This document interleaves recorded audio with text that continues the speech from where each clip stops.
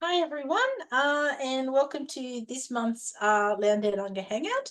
This month we are This month we are discussing the Hunger Games. There we go.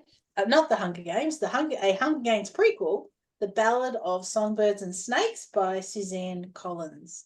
And so I thought we'd start by going around and giving initial impressions. And I did want to ask as we go around, uh, who actually had already read the original Hunger Games trilogy.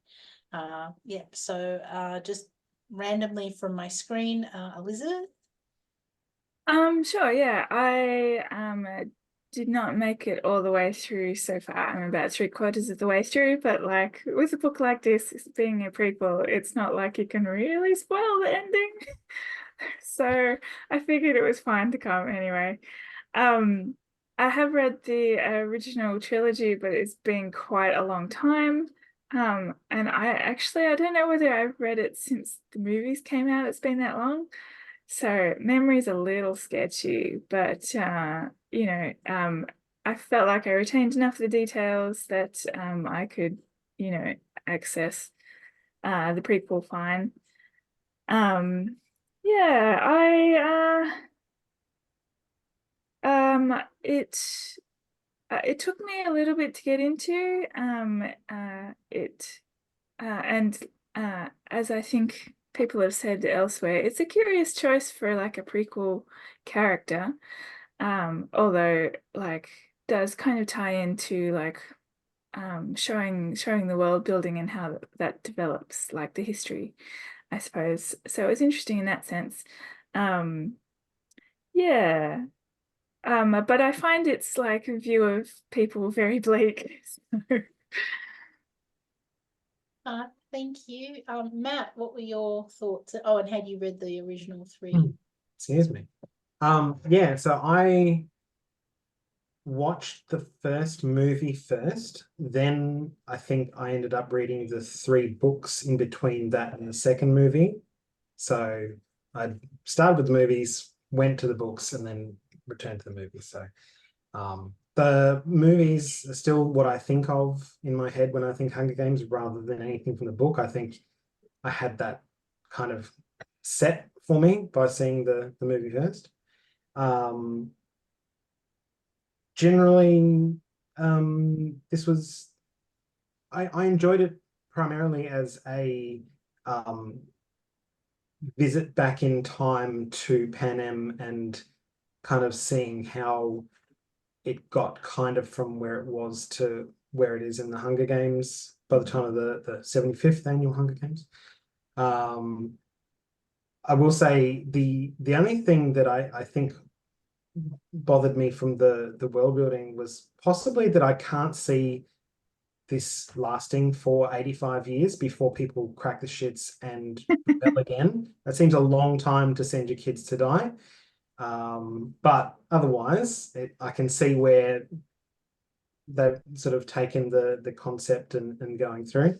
Um, I agree with the Elizabeth's thought about Coriolanus being an interesting choice of a character to go back and see. I suppose there's not too many to go back to, I guess, given the ages of most of the people in the first book anyway. But you know, he's obviously a prominent character, so that was kind of interesting to sort of see a little bit of what that person was before they became the person that we'd seen in power, I guess. Um, but yeah, I mean, I enjoyed it for what it was. Didn't like super love it, but I didn't hate it either. And yeah, like I said, I think my main feeling is that this was just an interesting kind of look back into the history of this world and seeing how it got to where it did. Mm, Shane.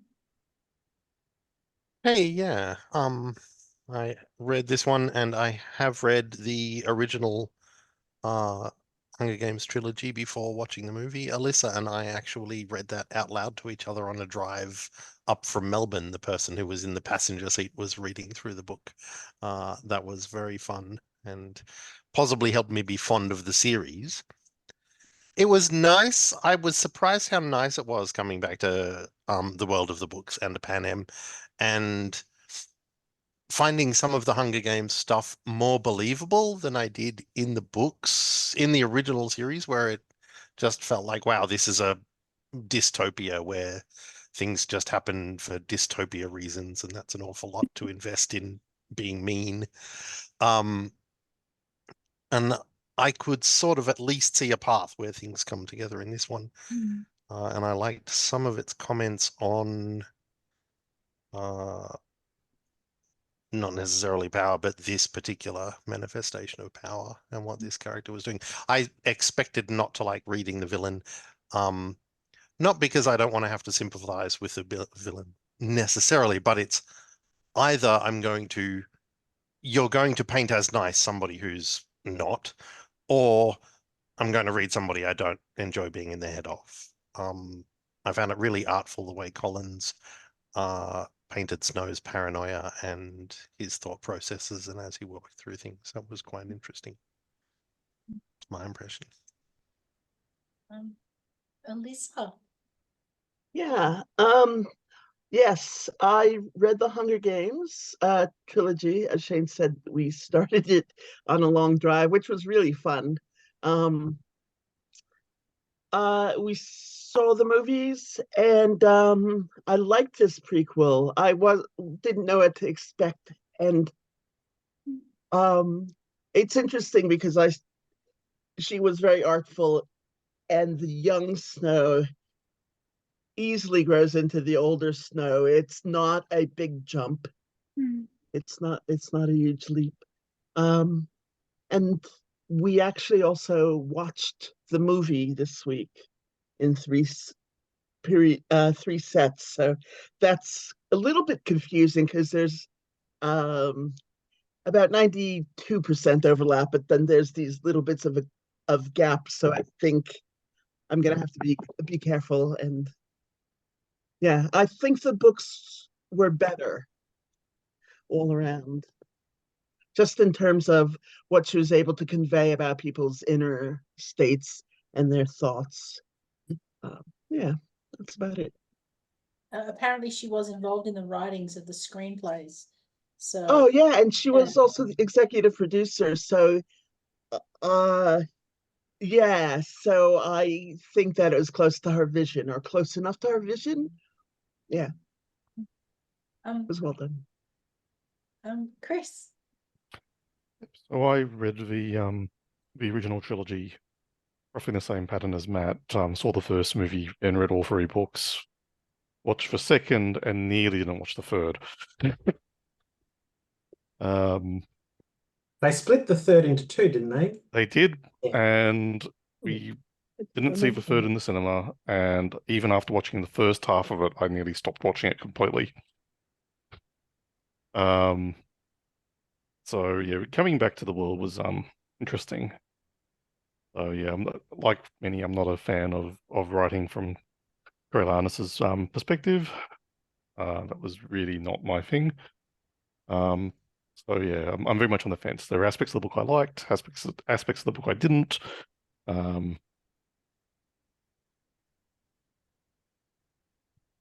Well, I think it was my pick, and I was intrigued. I had read and watched the movies and read the books, and very much enjoyed the books more than the movies. I also agree. I really liked the development, like the depth of the characters that you get in the books, in the original trilogy, because you're actually sort of a bit more inside their heads. So that's why I was kind of intrigued by this one. And as I was reading it, when I picked it, Mel did challenge me with, do you think people have to read the original three first? And I had a little look at some of the reviews, and it was like, not necessarily. But as I was reading it, I realized I don't know how much you'd get out of this book or enjoy it if you hadn't read the original three, because I think the comments that a few people have made, or a couple of you have made, that you're not sure if you really want to sympathize with Coriolanus. I think that would probably turn a lot of people off.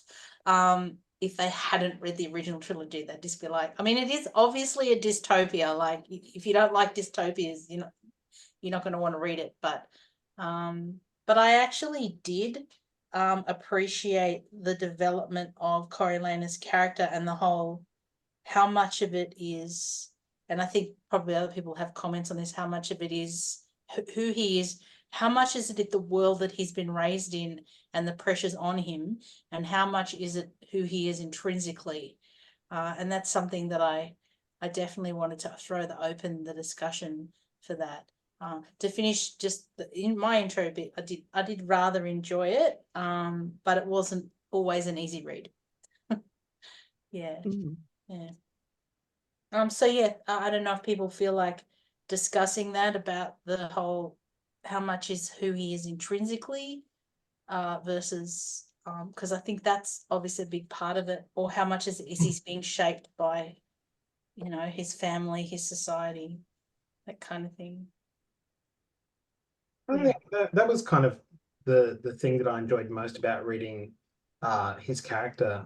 I think in this was sort of like looking at and examining those motivations, and trying to sort of like, okay, can I take this essentially a kid, and transpose that into what I know to be this old man, and is there enough in the prequel to sort of let me make that jump in a believable way, or is it too much of a leap to go from who we had to who we have in the future?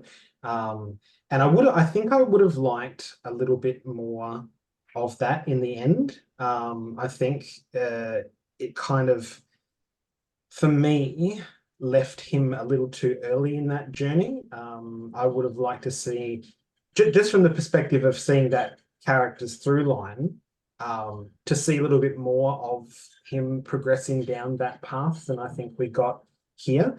But I definitely did find it interesting going along and sort of reading the bits where, he's kind of railing against the system a little bit, a lot of time internally, but he can, he obviously can sympathize to some degree with people who aren't capital and who aren't, running the Hunger Games. He doesn't think it's initially like the greatest thing ever, but yeah, just, I don't know. I think I just needed a little bit more towards the end to see him go down that path, because I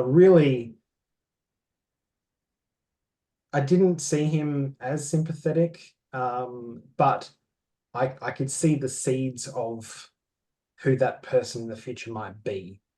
But for me, it left it just a little too early in the development. I would have liked a little bit something else to happen to push him down that path into being like the Iron Fist kind of dictator, I guess. I think was anyone else waiting to respond? Sorry. I had a slight tangent, but go ahead, Lisa. I felt like when I originally started reading it, I thought it was going to be a lot more, because it's made clear in the original trilogy that the reason he's always wearing the rose is because he has internal injuries from having to use poison in his rise to power, and that involved him ingesting poison at times himself. And I thought there was going to be a little more of that political intrigue. It was only like the very first hint of the use of poison when he encourages having a mental blank, the girl, Lucy Gray. He encourages her to use subtly rat poison. But to me, he's such a political figure already at such a young age. He's already constantly thinking like, and that I feel like is a combination. To me, I feel like that's a combination of who he is. He's just really intelligent and very, very perceptive of people. But also he's in this world where you use people for your advantage. And yeah, so but I think I agree, Matt. I would have liked to have seen more of the next part of the story where he starts really playing the politics and rise to power. I mean, I think the other thing too is that the time frame that the story happens over is quite small. Mm. So, you know, Yeah. there's a certain Like amount. it's like months, isn't it? Like only 3 months or something. Yeah, probably. Oh, yeah. I don't see him as Okay. evolving at all. I see him starting out as being like he seems very unruffled and calm, and people like him, and he seems politic. But underneath, he's a bigot. He's a classist. He only likes Lucy because she's a Covey and not from the district, so he kind of gives her a bit of an out. And I also find the later Snow to be somewhat of a sympathetic character. I quite like him as the ruthless dictator in the future. He has a kind of grace to him that I've always found charming. Yeah.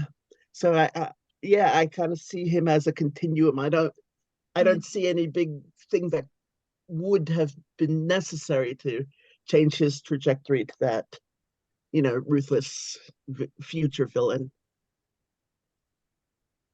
I'm Elizabeth? sorry, Oh, go Matt. I was just going to say, did you have your tangent, or do we want to go to Shane first before you go back to it? I'm on this No, topic. go to Shane first. Okay. Cool. I'm reminded of people talking about their relatives who grew up in the Depression, Mhm. and some people who are like, they always needed to know where food was. They always needed to have some money outside of a bank and things like that. And Snow feels, I think, is well done by the author from the start. He's really damaged by that very hungry period in the war and by trying to keep his family's appearance together and keep that presenting.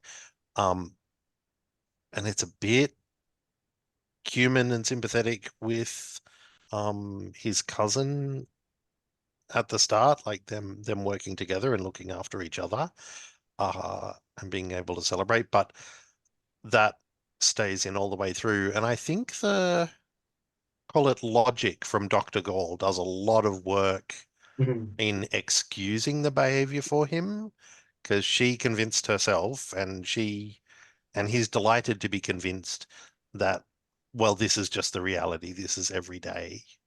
And I'm reminded there's a meme, hopefully not too political one, where somebody's complaining about the woke and the lefties are forcing them to join with the alt-right by being so unreasonable.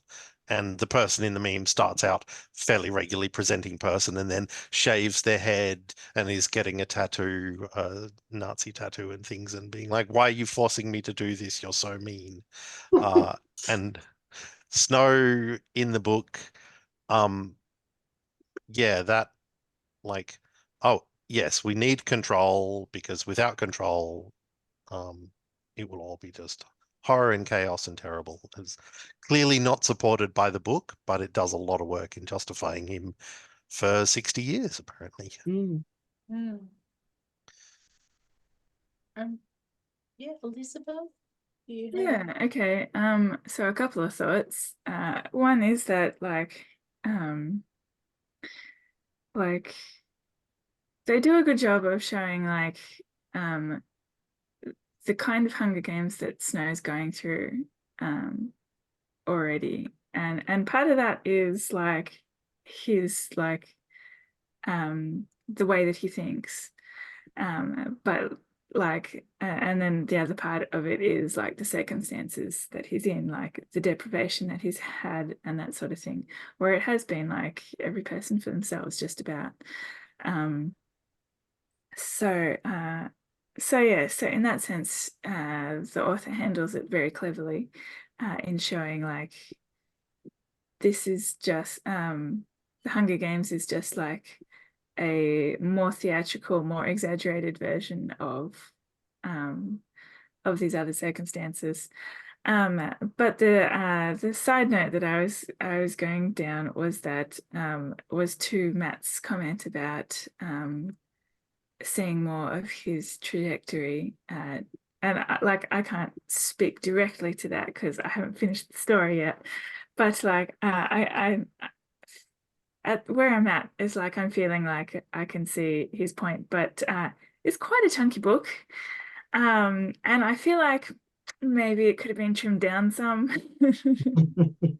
And also the number of epigrams in the front seemed a little bit excessive. I must skip those. I think Epigrams many in the people do. I was tempted to. So yeah, I just feel like it could have had some tightening up with the editing in that sense, and maybe some of that space could have been put to pushing him a bit more down that trajectory with Matt. Like certainly like you do need some space to like develop his like mental states and like show the development and that sort of thing, but it was really quite skimmable. You can page through it quite quickly, which is a sign to me that the writing needed to be tightened up. Mhm. Mhm.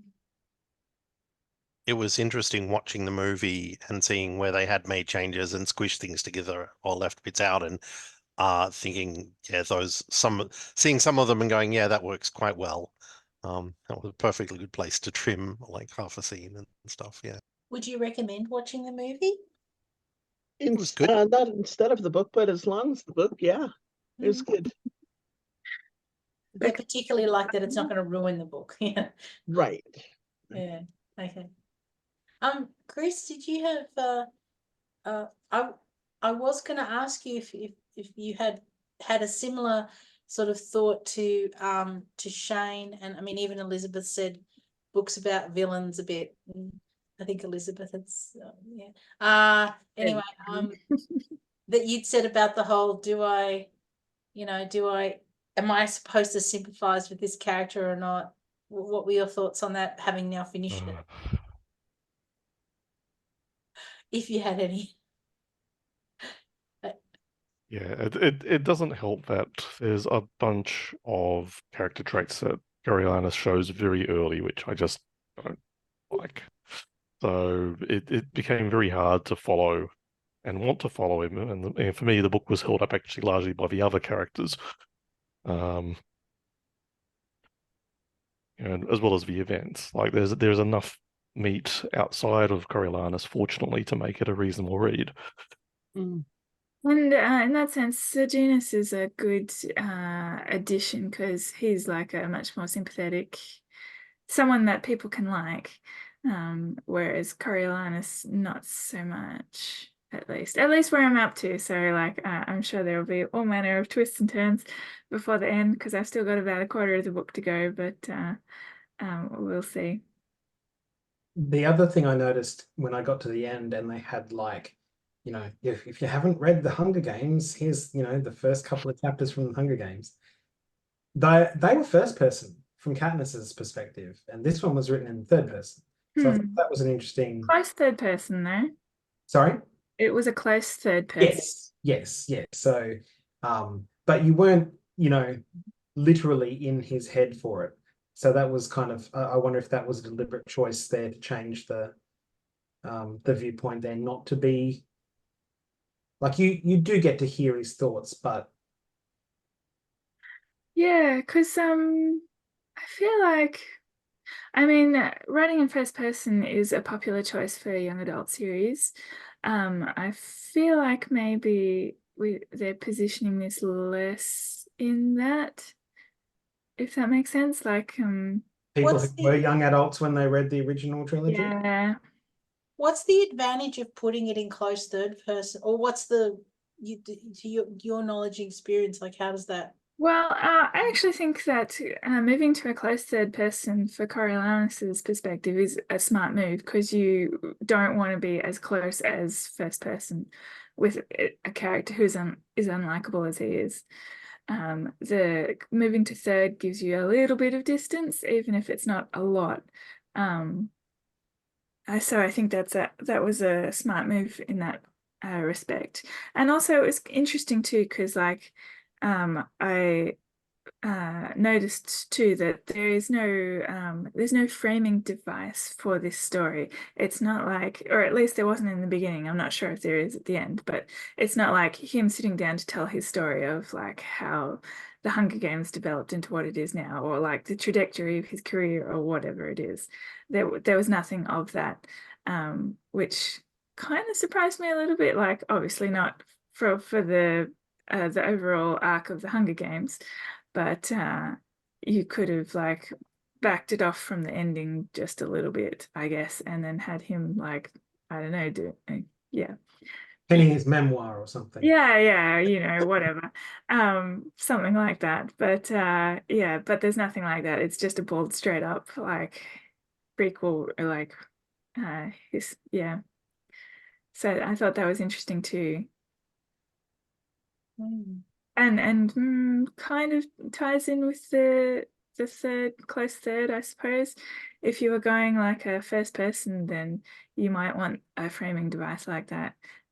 Like him telling the story would give a reason to have it in first person. Okay, thank you for that. Some Sorry, go on. I was just going to say, I think something that's fairly central to the book that happens like a couple of times through it is watching Coriolanus change his mind, which would be harder to do with a framing device because he'd already be talking in his later justification, I think. And I wonder if it would be harder to take in first person, or I don't know if that would be different. Does he ever actually show sympathy or empathy? Like he's aware and it's like he conceptually understands the suffering, for example, of people in District 12 or the people in the districts or what have you, or he's even earlier on with his colleagues, his fellow students, but it's like does he actually ever show any empathy or sympathy? It seems to me like he always just looks at how he can twist it his own way. Sometimes he expresses that he misses somebody who's left the studio because their tribute died. Yeah. Like, or one of his colleagues died early on, and he was a bit upset. Yeah, the girl, I think the movie has a bit of a different scene, if I can talk about it. And I don't want to do spoilers, Elizabeth. So you said you're okay with spoilers? Yeah, spoilers is fine. In the movie, when Sejanus dies, he breaks down. He sees the picture that Sejanus had of him with Sejanus and realizes his worth to Sejanus. And he was having a few tears in his eyes as he's looking through Sejanus's things. But when he sees that picture, he just breaks down and sobs, which was a lot more empathy than we had in the book. Yeah, I still had him as very hands-off with Sejanus and just using the family for their fortune. And he may still have been. I was surprised by him referring to Sejanus as like a brother, because up till that point I hadn't felt like he'd really connected emotionally that way with Sejanus, except that maybe he doesn't know how to, like maybe he doesn't have the skills, he's too damaged. I don't think that I didn't read him as meaning it when he said it, except in a Cain and Abel sort of way. Okay. Keeping up appearances rather than the. Yes, I'll convince you that I'm your trusted ally, so I can stab you in the back without you noticing. But he says it again later when I couldn't see an advantage to him saying it later. So that was when I was like, what has he convinced himself that he actually thought that, or interesting? I'll have to look that up. Was he saying it to someone? Oh, maybe he might have been saying it to like the captain of the guard. Yeah, because that's what I had in my head, where he's talking about that, and it's more of I'll say this because it's my story right now. Mm-hmm. I can't remember specifics. I took him as fairly sincere in. I thought early on I got from him understanding and sympathy for Sejanus. Like, of course we all feel bad for the kids in the games, and particularly, of course, we all feel bad having to do this mentory thing, but I'm being realistic and you're being unrealistic and impractical. But I took him as being like understanding of it, like of where Sejanus was I coming think from. he understands. I just don't know that he actually feels any kind of emotion around it that's genuine. That was what I was Interesting. wondering. Even when he goes into the arena to try to rescue Sejanus, I feel like part of his motivation is, you asshole, you're going to pull me down with you if I don't get you out of this. Yeah. Not, Mhm. I'm worried for your life, you know. Yeah, absolutely. Yeah. Sorry, Chris, were you going or? No, I'm agreeing. No, I would agree. I think he was immediately sympathetic and sorry for Sejanus. Like, what are you doing, you fool? That's not going to end well, blah, blah, blah. There's no way that would ever bring him to go in and try to help me risk my life. No, Yeah. until he's forced into it. Yeah. Yeah. Yeah. In fact, was very- one of the parts of the book that I'm probably having the most difficulty with is when like he's gone to District 12 as to train as a peacekeeper, and like he has his reunion with Lucy and stuff, and thinks that he's in love with her or whatever. I'm like, I just found that really difficult to swallow, like in a way that is difficult for me to put my finger on. Like, clearly I've got more up to the story to go, but like yeah, just like it doesn't seem within his capacity to do that, if you know what I mean. Yeah, no, I felt the same way when he first was sort of saying, I'm in love with Lucy Gray, or thinking he's in love with Lucy Gray, that it's like, I don't think you really know what being in love is. Yeah. But then he doesn't, he's never experienced it. So maybe he thinks what he's feeling is love. Mhm. Yeah. Yeah. And also he describes, the tingles when they're holding hands, or brushes his lips, so he's like first infatuation, which is interesting because he's already 18 or so. And I guess it's believable in the deprivation of the capital that he wouldn't have maybe had an opportunity earlier. So he's confused by that. In that sense, I feel like that is plausible because there's still like a power imbalance between them that puts him kind of in control. Well, on the surface at least, because she's clearly quite duplicitous as well. So I feel like that's reasonable enough because she's kind of safe in a way that his cohort is not. Like, he could not risk them finding out the truth about like the status of his family and that sort of thing. So there's no way he'd ever lower his guard enough for that to be possible. That makes a lot of sense. Yeah. Actually, yeah. And I did get the vibe that kiss with Lucy Gray was actually probably his first kiss. Definitely not hers, but probably his first. So Yeah. I And think- and later on in the book, when he says eventually he'll marry someone who he has no feelings for, because he can't risk that. He can't risk having feelings. Doesn't want. yeah. He'll marry someone he hates, Yeah. basically.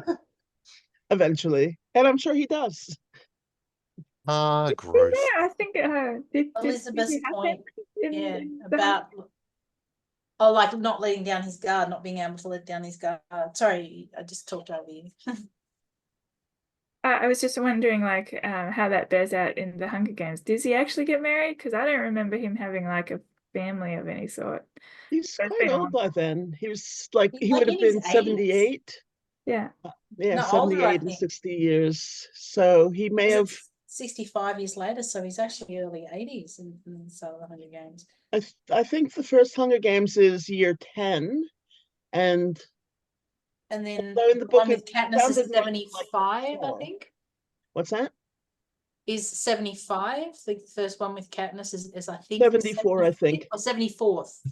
So that would make him 82 or something. 'cause Yeah. he turns 18. Yeah. Is the one in this book the 4th or the 10th? the The 10th. 10th. The 10th. So that's 70. Right, right. But I mean, they live in a time of genetic engineering and everything, so maybe 82 is not as old as 82. Well, he's 18 in this, and then 18 and 64. Yeah. Yeah. Yeah, 82. Yeah. So I thought he had kids and all, grown kids. So I assumed that he'd had a family. But I can only imagine him having a family if it suits him politically. I really do That's think true. that. I Yeah, can see that like it would be an advantage to him politically to have married and have a family. yeah. Not like there's no precedent for that in monarchies and stuff around the world. yeah. Yeah. Yeah.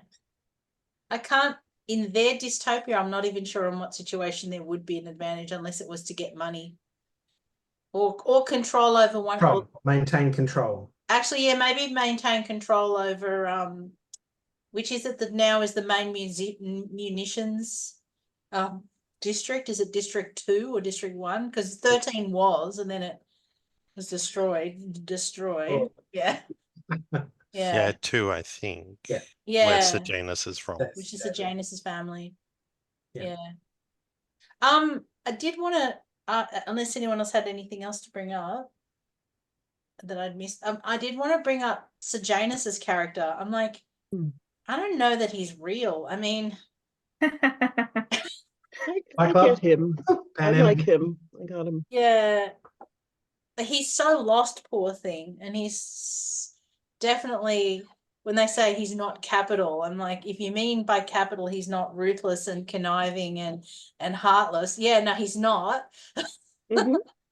But some of the choices he make feel ridiculously stupid. Is it because I'm being it's lensed through Coriolanus's eyes, or am I right that he's actually making some really bad choices? I don't know. Yeah, he's a young, passionate, romantic, wants to save the world, and I think it's some of each, Lisa, actually. Yeah, Just a little too naive for the world he's found himself in. Yes. that's right. And that's a good question, because if it wasn't for Coriolanus, he might have gotten away with giving his money to these people who were escaping. They might have gotten away. He wouldn't have gotten caught. And yeah, I think you're right. It's through Coriolanus's eyes that he does the stupid things and gets caught. I really didn't understand why I know it was an important plot device, but I really didn't understand why he went in the arena. Oh, because of Marcus. Yeah, yeah. Like, was he actually was he actually wanting to die? Like, was he at that point that bad? Possibly, yeah. A protest. Printed that way. I read Sejanus's worldview as extremely young.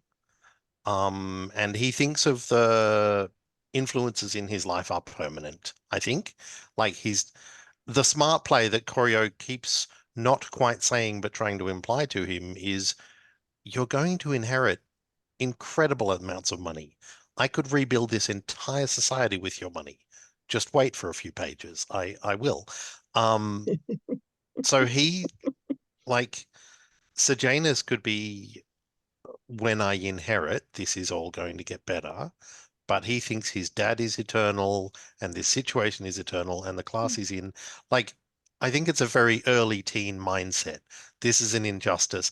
I need to change it now. I have exactly zero power and influence to do that, apart from going and trying to do it through direct action and getting bailed out by my dad, which I'm angry about and dependent on.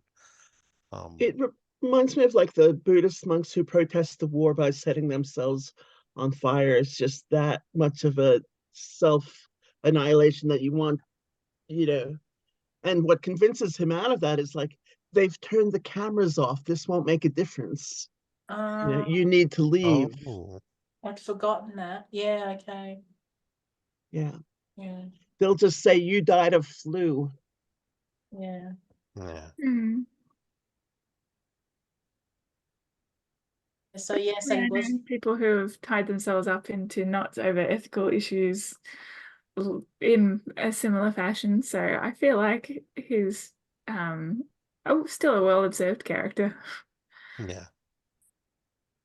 Still a what character? Well observed. Yeah. I think he was a sweetheart. He was a really sweet boy, Yeah. young man. Yeah, he would have grown up to be good Yeah. for the society. Taken advantage of by other people on the way. Definitely really, really cluey people like Coriolanus. Like if he had survived, Coriolanus probably would have used him very cleverly. Yeah. Yeah. Yeah. Did anyone want to talk about Lucy Gray's character? I think she's fantastic, but I don't know that I have a huge amount to say about her. Yeah, no, she's fascinating. Yeah. Yeah.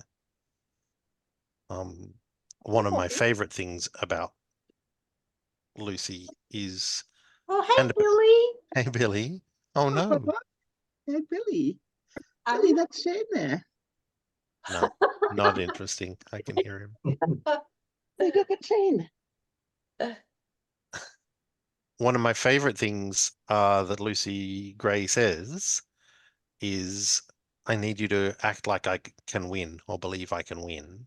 And that's something that Katniss and the tributes in the later books do similar, which is like, treat us like people. Like we're not already sacrifices. And I thought, yeah, that like we're not just victims. Was good. I felt like there were a lot of ties between her and Katniss's character, like a lot. Yes. Even Between her and the Covey, I kept on finding things that made me go, hey, wait a second, does this tie to the Katniss's heritage or something. yeah. Yeah. Because like clearly I haven't finished the book, so I'm not sure like ultimately how her character ends up, but like It's fine. It's just fine. I saw like she's Korea's counterpart just in the districts. Like she is smart, she knows how to present herself to people to get what she wants. She knows how to manipulate people to get what she wants. She just doesn't have the resources that he does. That's a pretty fair assessment. In fact, she makes better use of her resources than he makes use of his, that's for sure. Can you give an example, like of what you're thinking of to say that? Well, I mean, like even like the way that we're introduced to her, like she has the snake to put down the dress of the other girl. Yeah. It's just like using what she's got, like her mother's dress, to make herself look presentable and that sort of thing. Like she has an eye on her audience from the get-go. Whereas like Corio is because he is so guarded, he doesn't make use of like the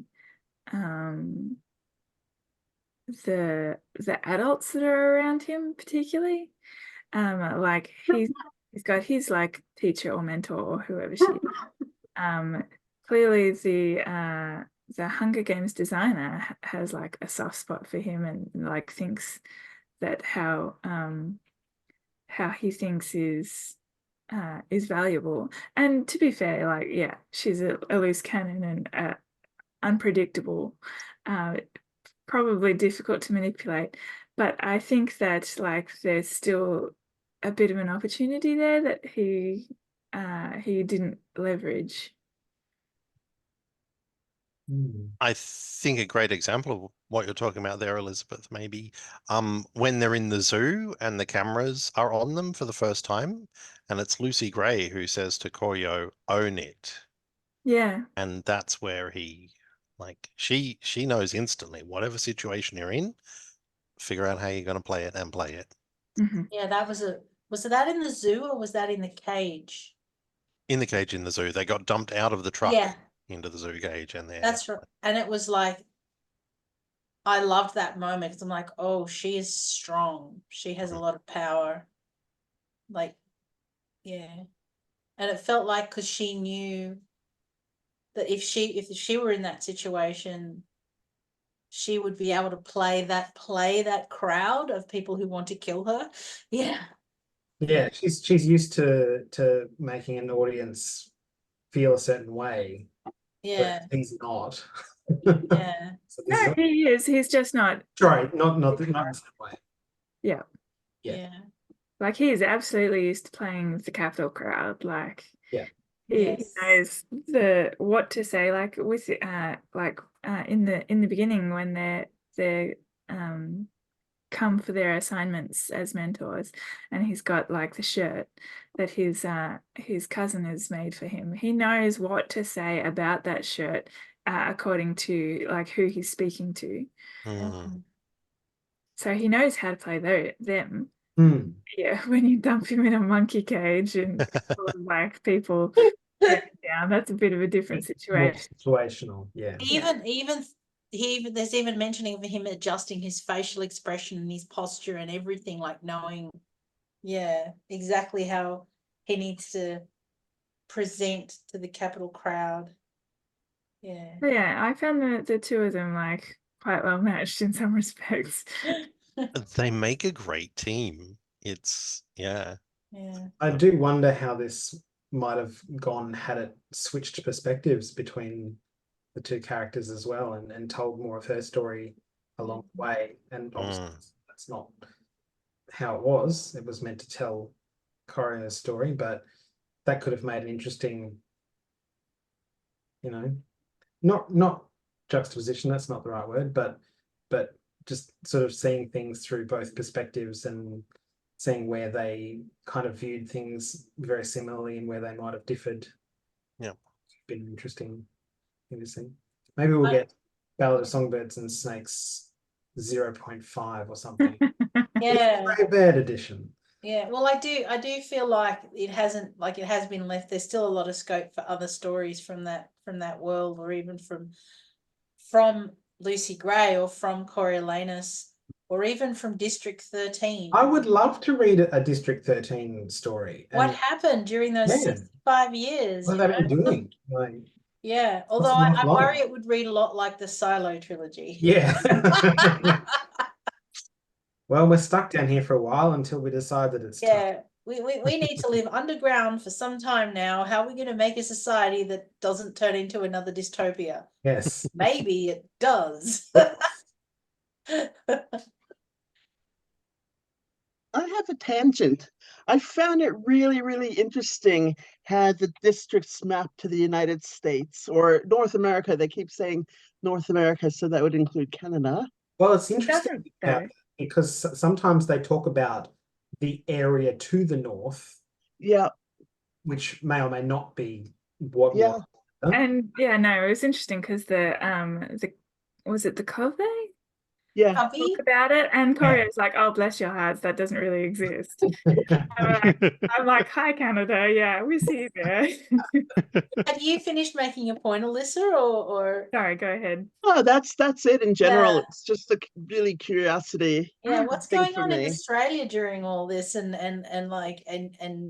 Europe and Asia? That's right. And there's like one throwaway line that this is after everything goes to shit and the coastlines have been wrecked by, the ravages of climate crisis and sea level rising. And I'm like wondering what's left and, how this could have happened. And Yes, it's like, did they become sort of like an isolationist state, and then just like, well, we're just gonna pretend that nothing else exists and just really focus on, oh, there's my hand on the other. No.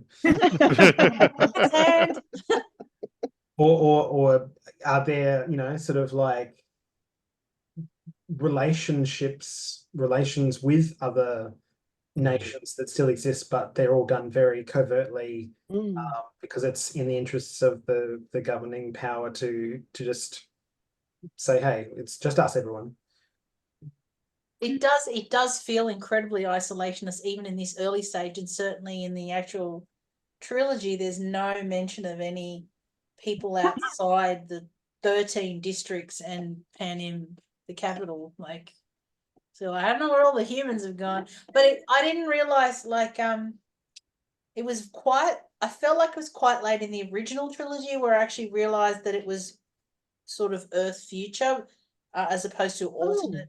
Right. And the clue was realizing when they started talking about genetic engineering and the things that could be done by genetic engineering, which is now being touched on, like Dr. Gall and her lab. They're all working on creating, Frankenstein creatures or whatever.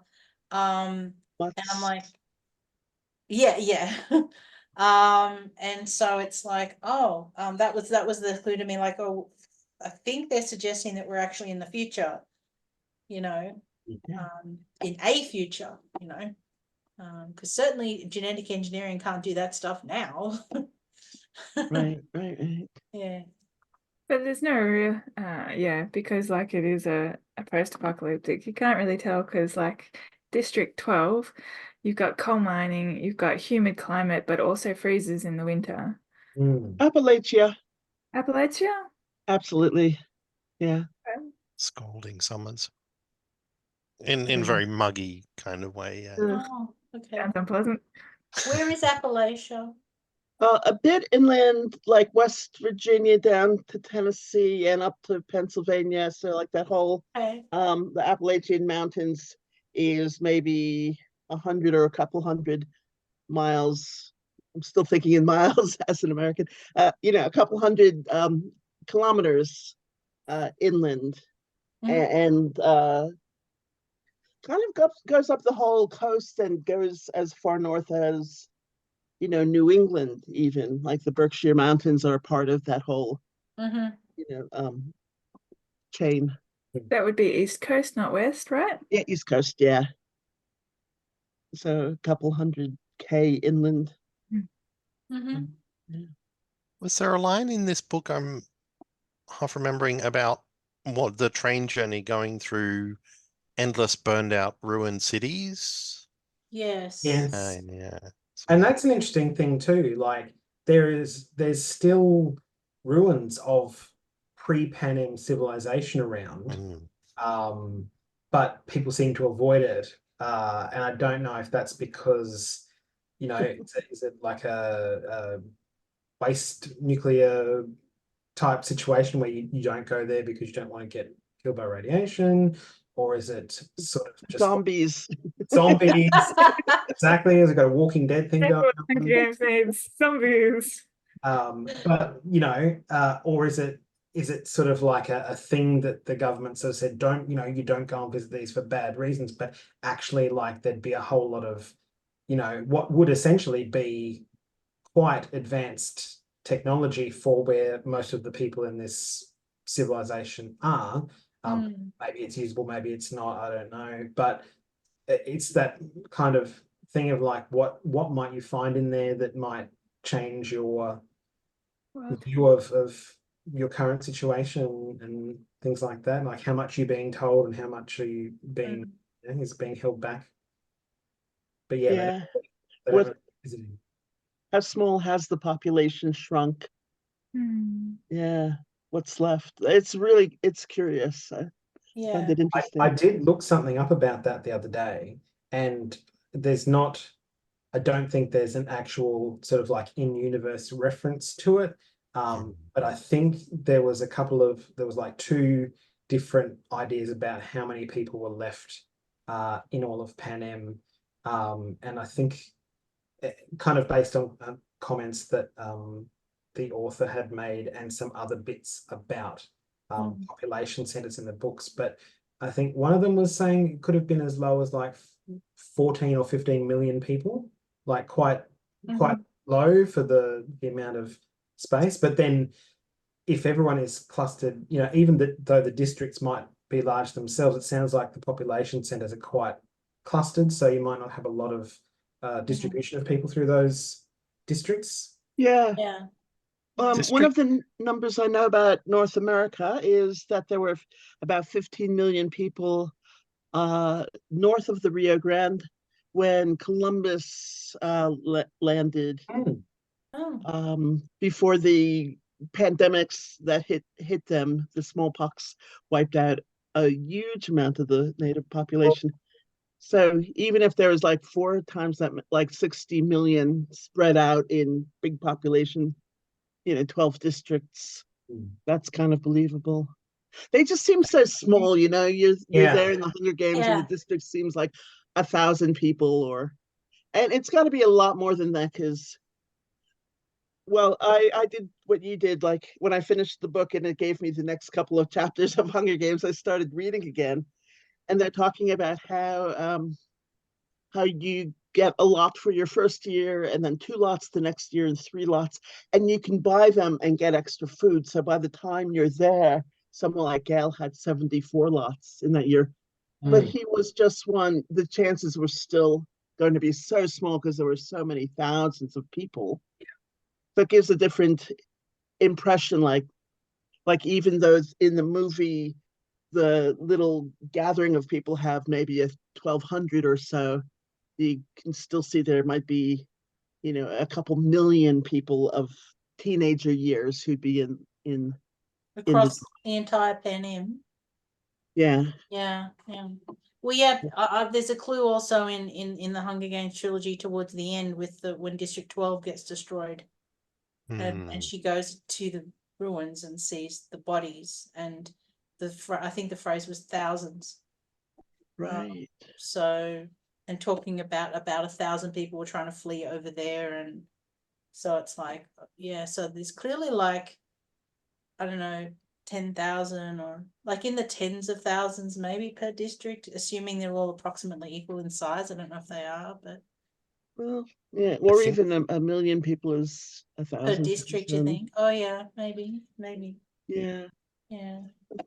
I'm just thinking it can't be that low, but of course it can. Yeah. Well, also they've apparently maintained their railways, so they need enough people to do that, and like to like. How many AVOXes can you have? I mean, you can't have that many, Like thinking about like what essential industries are continuing, and what the number of people is to operate that. Because there's no mention of like robotic automation or anything. There's no machines eating things. Oh, sorry. There are drones. They do use drones, but there's not really any mention of like the robots go around and keep the roads intact and the railways intact. But there is a technology district. There is. I assume it goes to the like capital though. Yeah, for sure. But I mean, but that is, I mean, that's their export or that's their produce, I guess. Is tech. So maybe that includes tech for maintaining things like railways. My thought was that these are probably manual labor jobs that people are given so that they have a thing to do. Because people get restless when they don't have stuff to do. So yeah, slave labor.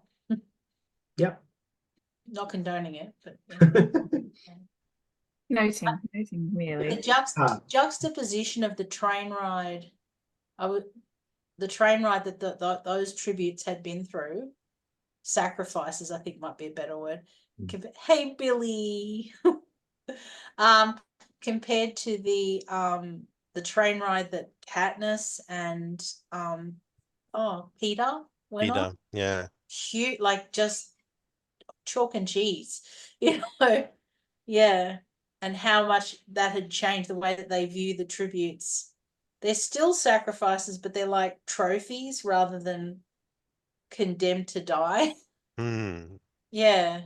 And you kind of like by the end of this book, they've kind of sparked that idea already. It's like if we want people to watch, they've basically got to be celebrities, even if they're only short-term celebrities. Yeah. And that was part of Coriolanus's suggestion, and he's like, assignment or writing was Hmm. have people bet on it, and they can send gifts to the tributes, and if that the ones they like, and yeah, it sort of has, you can see that going down that path. Yeah. Yeah, yeah. Yeah. Yeah. A lot Oh, of similarity. Sorry, go Elizabeth. yeah, go ahead. Similarities to Roman gladiators, I think, but I don't know enough about that. But And also like modern like reality TV. Mhm. yeah, very much. Yeah. I want to head off shortly and walk the dog. I'll be keen to come back and listen to what people think of the finale because I have so many questions about the last couple of scenes, last half an act. But I wanted to bring up, if this is okay, Lisa, ask what people thought about Reaper arranging the bodies of the fallen in the arena, Mhm. Hmm. or any of the events in the arena, but that one particularly struck me, and why that's in the book. Yeah. One person who's maybe still remembering that they're human beings, and I Yeah. felt like it was done with a slight sense of, not a slight sense of dignity, like almost, but also perhaps a very gentle, I don't know about gentle, but a type of protest. Like Hmm. if you're watching, you need to watch and constantly see these are the children who've died. Yeah. It's interesting to me that he tore down the Pan Am flag to drape over them to cover their bodies, which could have been I don't think he did it with respect to the flag as much as not wanting the bodies to be spoiled by the sun, but the teens in the classroom watching were just so appalled. They were so offended by this, whereas it is really, it's interesting because we drape soldiers with the flag as a sign of respect to them, and it just showed how much the capital didn't treat these as their children. Mm. It wasn't their districts and their districts' children. It was the districts were just others. They were so othered. It was interesting. That kept coming up and up. I also, just oh, sorry, Shane, you go. um I'm reminded of in America in football recently, Colin Kaepernick kneeling in respectful protest and how horrified that so many of the audience became that anybody could kneel at a Mm. Sorry, what were you going to say, Matt? I was just going to say, I also wondered if it was something of a cultural thing too, because they don't really touch on it too much, but I don't know if it's just me, but I get the sense that each district does have quite its own culture and traditions and stuff, even though they haven't been around, that long necessarily. The way people approach things, it can be quite different from district to district, and maybe that might have been something that was a bit more common. I forget which district he was from. Yeah. I'm not sure. Yeah. And whether that was more of a thing that's like, well, that's just what we do, or not, or maybe it was just like some common decency and dignity for Yeah. these children. Sorry, Alyssa. And that reminded me, you reminded me there that yes, Janus broke into the he broke in to put oats over Hmm. his Marcus, That's his right. fallen district too, because that's how they do it there in District Yeah. 2. Yeah. Yeah. Shane, Was you were there something that you had Oh. wanted to say earlier, Elizabeth? Oh no, Oh, okay. I'm good, thanks. I'll let Shane jump I in. was going to say, with Reaper covering the bodies, I was a bit surprised that we didn't get more of Reaper. He seemed to like be killed a bit anticlimactically, which I think happens consistently in the Hunger Games and is kind of cool how Collins writes it. But during the read, I was thinking where the part I think it plays in the book, and I'm curious what you guys think, is it happens reasonably close to when Dr. Gall and Snow are talking about what are the Hunger Games for and convincing themselves and being all very logical and rational that it's about control and civilization, and that when you're in there, you're just animals. And he's like, when I was there, I was just, no, she tells him, when you were in there, you were just an animal fighting to defend yourself, which I don't know that fighting to defend yourself is an animal-y thing to do any more than eating. But also Collins doesn't explicitly, but sets that against Reaper in the arena, arranging burial, doing burial ceremonies. And yeah, I really like that. And just not commenting on it, really. Yeah.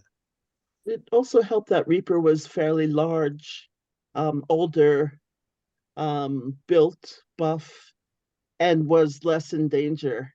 Like you wouldn't have seen Dill dragging the bodies and putting herself out there, but no one was really after Reaper in the same way. Which gave him space to remember his humanity, I guess. Yeah. How did Reaper die? He drank the poison. He did drag the poison from the bottle? Yep. Yeah, okay. Cool. I thought so. Yeah. But also like I feel like that's like a reverse engineer thing. Like you can say that because he was large and well built and in good condition, that he had the space to think about their humanity, but really it's the other way around, that he is large and in good condition because he needs to have that space to do that thing in the plot, if that makes sense. Yeah. Yes. A very doylist. All right. I think I'll head off, everybody. Thank you. It's been really good. No. Look forward to listening to it. Night. Did anyone want anything else that they particularly wanted to discuss? I think Shane had said something about the finale, but I don't know if anyone else wanted to, now that he's gone. I cannot speak to that. I know. You guys speak to that. Almost just want to let you get to it yourself. Yeah, I mean, I wanted to talk about High Bottom, but yeah, maybe High Bottom a little bit. Yeah. Yeah, Go definitely the end. But yeah, and if Elizabeth's okay with spoilers. Yeah, no, go ahead. I don't have that much left to go. And I certainly have my theories about where this is all going, but I'd be interested to hear. Can I say something about the movie High Bottom? Oh yeah. He was played by Peter Dinklage. Oh, cool. It was wonderful. And it's like no mention ever of his dwarfism or anything, just no disrespect or anything. And it just shows that to me, I read that as capital citizens were fully citizens. It didn't matter who they were or what they were. They got complete respect and Interesting choice, clever choice. Oh, and he's such a good actor. Yeah. So actually, I mean, I had temporarily forgotten, but because I was saying I'd wanted to see how that whole political development of Coriolanus, and maybe because he's already crossed the line and has killed someone and tried to kill someone, potentially killed three someones, I think. That he actually, he does take that first step of poisoning Principal High Bottom.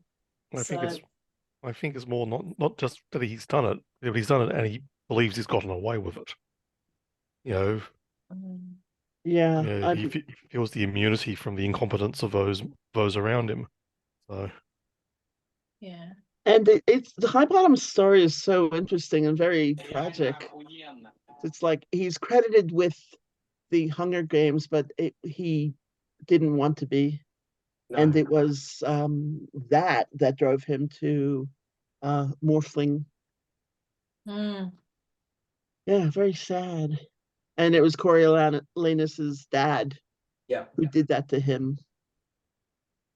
But he really hates Coriolanus. Like, yes. No, it was I a think because of his dad. Is it just that, or because he claims it's because he can see he reckons he can see that Coriolanus is just like his father. Yeah. Like, yeah, I actually felt that was actually one of the best parts of the book was to suddenly unwind all of that. You know, you get to the end, and you already know what Coriolanus is up to by that point. But then the truth unwinds. hmm, Yeah. hmm. And Gaul. She Oh, was interesting. disturbed. See, Like I the think that Jabberjays, even the Jabberjays that can be turned off and turn on again. That's just like, what the I think hell? I think Coriolanus is as much of a sociopath as Gaul was. Hmm. Yeah. Yeah. Just less science focused. Less Really? Yeah, capable. still And young. Also, he really hates yeah. them. Oh, sorry, Matt. No, I was just going to say, and her position also allowed that to come through without the masking that some other people with sociopathic tendencies might need to do, depending on where they sat in society in their, individual situations. She was essentially safe from any repercussions, so she didn't really have to pretend that she was anything really much other than who she was. Mm, Good point. yeah. Yeah, like I forgot the point I was going to make. Obviously, wasn't that interesting. It was going back to the genetic engineering thing. I was sort of wondering why, because that's quite a prominently featured aspect of science and technology in this world, both in the original trilogy and here. And I was kind of trying to think about why genetic engineering was such a focus. Like, I mean, in world, I guess it all came from, or what it seems to have come from is kind of like wartime stuff. It's like, how can we use this to our advantage to get some sort of tactical or strategic advantage over our enemy? But as that war has kind of finished, what is it kind of that sort of thing of continuing to have sort of like a genetic arms race in the background, even though there's not, I mean, the enemy is kind of, I guess, the other districts now. So is it to keep them in line? But then I think there's also uh, uh, like a medical aspect to it, for at least for citizens in the capital, that all this kind of science has I guess probably like a spin-off effect into other industries like medicine and maybe even like cosmetic kind of stuff. It's like I don't recall was that hinted they at, did I a lot of think. that, but yeah. I think that was hinted at in the original trilogy, that there was cosmetic techniques that were genetic. Yeah. Yeah. But I don't have an answer to this, but I was just wondering if there might have been any kind of deeper meaning for genetic engineering. Kind of, it wasn't. We're not looking at sort of like creating a master race or anything, but was was genetics? Did that have a something to say in these books? Was there any kind of deeper connection, or was it just a cool thing to have? Interesting. I don't know that they said anything about human genetic engineering. Like, I don't recall that being part of it. And from what I can see from the books, you have the Jabberjays, the snakes, and you have an actual wolf-like kind of animal who's, Mutts. What they call the mutts. yeah, actually all of them are called mutts, but the dogs, particularly the dog wolf, create. So I don't But know. in the original Hunger Games trilogy, and I think the second book, in the games, the 75th games, they actually do that where they turn some of the tributes into mutts Right. when they're actually being attacked on the cornucopia. Mhm. They're attacked by mutts of the tributes. Yeah. So yeah, they have advanced to genetic engineering that creates genetically modified organisms who are like some weird hybrid of, and I think that's sort of hinted at when It is, yeah, because she Corio, gets the scales. She's got the snake scales on her body. but also Yeah. Corio sees some of them in the tanks when he accidentally, like, he's gone to the wrong section of the lab, and there are Jabberjays sitting on the tanks that the people are in, and they scream. That's right. people's voices. Avoxes are in there. The AVOXes are in there, yeah. So they're experimenting on the AVOXes. It's just that, like, it's Humans. and it's just like a short little bit to presumably indicate that, you know, the technology is being developed, but it's not at a stage where it's, you know, feasible for whatever it is that they intend to use it for. So yeah, and as I said, the girl, her name began with C. Arachne? Or was it Arachne? No, the Clematis? It was C. Mantis. Oh, Clemencia. Clemencia. Yeah, because she had some temporary issues at least, Yeah. which seemed like it was kind of opening a door to that sort of cosmetic experimentation sort of thing, even if it wasn't like intentional on her, if that makes sense. That's right. And there was all sort of, designs and prosthetics and stuff that were used in the Hunger Implants Games. and I think where I was kind of poorly heading with this was there's obviously classes and classism rife in this world, and I was kind of thinking like, well, is there another, is this kind of another class division that's, on the cards, or that, those who are genetically enhanced and those who are not, or something along those lines. But that's probably just my sci-fi brain going. It doesn't really seem like they're headed in that direction. No. Interestingly, the citizens of the capital are clearly treated as people more than anyone from the districts by the capital, but it's very tenuous. I mean the fact that Dr. Gall, well, I think we've established that she's a sociopath, but the fact that she thought she could do that to Clemencia, who is a child of the capital. Yeah. And it's like, doing that to anyone is not okay. Doing it to the AVOXers who are still people is not okay. But my point is, she even crossed the line that seems to be a line in the people who live in the capital, which is, no, the people of the capital are people, and you know. So it was like, yeah, it's quite a tenuous society, really. Pyramid always starts with one at the top. Yep. That's probably why he's so intent on playing the game to get there, as is the grandmam, because the grandmams keep like, when you're president, not if. Yeah, talk about setting you up for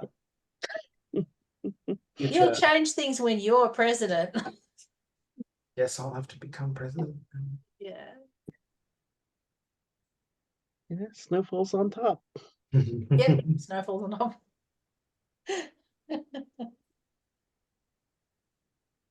Yeah, it was a good pick. Thank you, Lucy. Thank you, Lisa. I was going to say Lucy. Great. Are you song, Lisa? Come on. Coming to the tree? Well, so thank you, everyone. I think we're at about wrap up stage, and including thank you. So I guess any final thoughts? I rather enjoyed it. I'm glad I picked it. As I said, even liked all it's hard. Sorry, Alyssa. I liked all the songs. Yes. Yeah, I'd like to hear a soundtrack album, actually. There's just so much lyricism and various songs that Lucy sang or introduced us to that we don't have the, music for. Did you do the audiobook? Was it sung on the audiobook? No. Oh, did anyone here do the audiobook? That's surprising. Usually we have at least one person who has. Kirsten is Well, doing the Kirsten- audio, but hasn't got there yet. So We'll have to Can ask. ask Kirsten when she's finished. Yeah. Yep. Hi, Mel. Welcome back. Final thoughts, Matt? Just that, yeah, I think pretty much just echoing what I said at the start. I had a good time. I enjoyed revisiting this world and seeing you know, a different time period for it. I'm a massive world building person, so that gets me a lot of the time more than character. I'll stick with something if the world building is great, even if I hate everyone in it. Which I know it's not everyone's cup of tea. But yeah, no, it was quite interesting from that perspective. I like seeing that progression where things go and just coming back to the world. Chris, any final thoughts? Yeah, no, it was. Sorry, in the end, I said that I enjoyed parts of it. I particularly enjoyed it more towards the end. Especially once it felt like Coriolanus was not pretending to be who he was. And it became much clearer. No, this is who he is. But I could just ignore him more and actually enjoy the other characters. But it was good to read more in the universe. And of course, it's been done quite well in a way that still leaves space for prequels and more movies, more novels in between.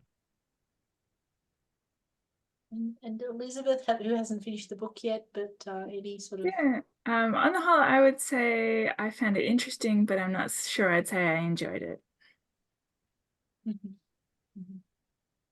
So thank you, everybody, and I didn't do closing thoughts. oh, I'm sorry, Alyssa. Alyssa. I'm sorry, Alyssa. Oh, good. Yeah, I actually really liked what you said, Matt, because restarting the Hunger Games and realizing it's in District 12, and so you see it in 1 year, and then you see it like the 60 years later, how much it's changed. He does great world building. But I actually couldn't read more than that first chapter. I just it's too dystopian, too difficult. So it's a really good novel for once in a blue moon. I wouldn't live on dystopian novels, but yeah, really well done. Thank you.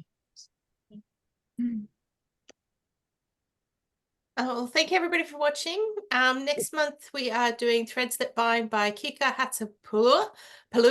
I do not know if I said that right. I apologize to the author. And when are we meeting to talk? Do we talk about that? About the other book? What is Just a it? second. Let me just finish wrapping up this. So yeah. So thank you for watching, guys, and we'll see you next month. Bye. Bye. Okay.